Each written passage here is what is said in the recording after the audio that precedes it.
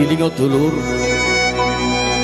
wadak iki ibarate wayang, kadang dipuji yo kadang diuji, yo kadang dikaplek nang dhuwure panggung. Damare yo iku rembulan lan srengenge. Nang kono ana kelir minangka alambung awung-awung sing nyangga kang ngacipta.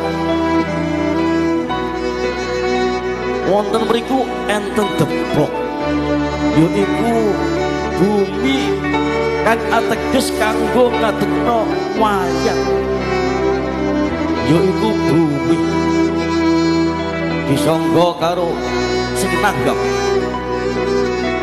Dalange yaiku kang murbeng dumadi, yaiku jeragan alam.